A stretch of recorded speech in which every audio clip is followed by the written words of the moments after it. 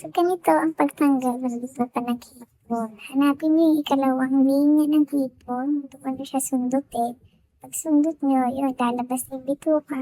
Dahan-dahan yung ilahin.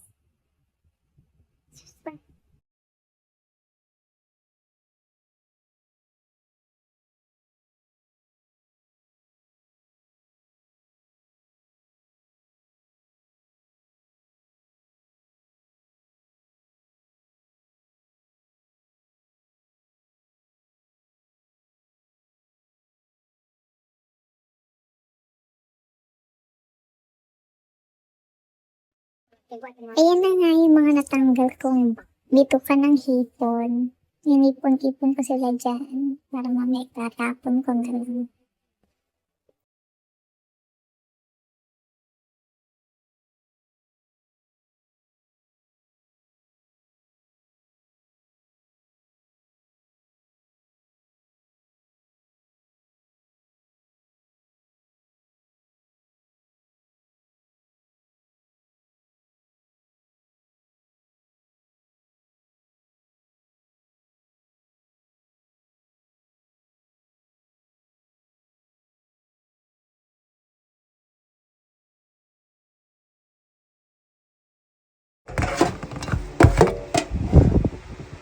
Natapos ko na nga tanggalan ng bituka ang mga hipon. Ngayon naman ay gugupitin ko isa-isa ang kanilang mga balbas.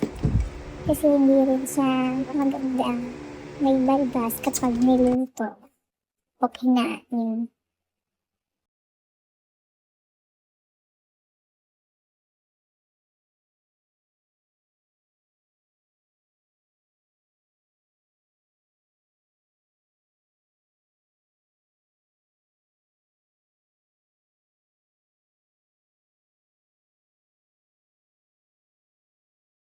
Sa pagkatapos kong gupitan o tanggalan ng balbas sa mga hipon, ay hinugasan ko ulit ito ng ilang beses upang masiguro na wala na talagang laksa at malinis na malinis.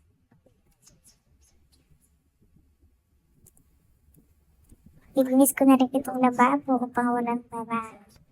So yun lang, bye!